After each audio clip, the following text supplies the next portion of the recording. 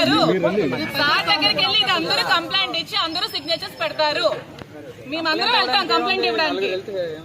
అంటే మీరు కంప్లైంట్ ఇవ్వడానికి కూడా మాకు లోపలికి వెళ్ళినరా?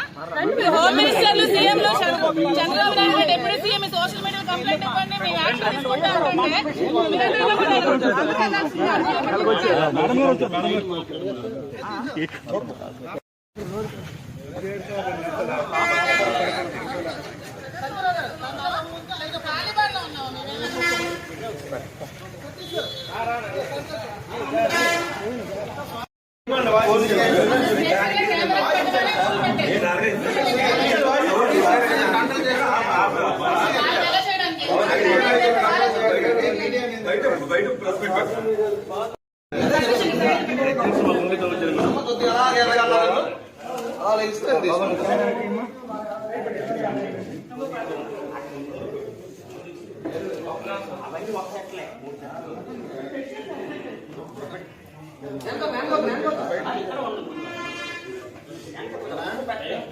మీద అనుచిత వ్యాఖ్యలు చేసిన చాలా కఠినమైన చర్యలు తీసుకుంటామని చెప్పి వాళ్ళు చెప్పడం జరిగింది. సో అది విని మాకు నమ్మకం కుదిరి మా ఎమ్మెల్సీ దువ్వాడ శ్రీనివాస్ గారి మీద, ఇంకా నేను వైసీపీ కార్యకర్తలు నేను మాధురి అనే నా మీద చాలా అసభ్యకరంగా సోషల్ మీడియాలో పోస్టులు పెట్టారు.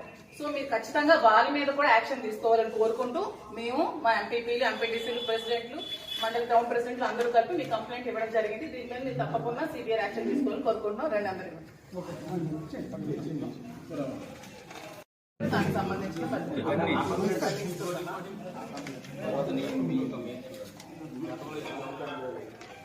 సార్ గతంలో ఇచ్చిన కంప్లైంట్ సార్ మీకు కంప్లైంట్ చేసి స్టేషన్ కి వచ్చి ఆల్మోస్ట్ అవుతుంది.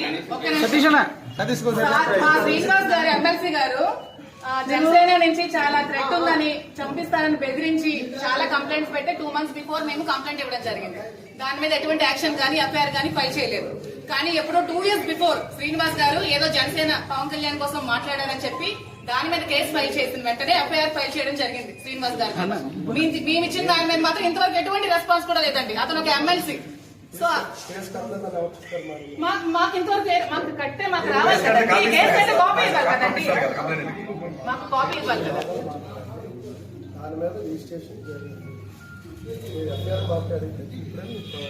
సార్ రిజిస్ట్రేషన్ జరిగితే ఎటువంటి యాక్షన్ అయినా తీసుకున్నారా? మీకు ఎవిడెన్స్ ఇచ్చారు కదండి.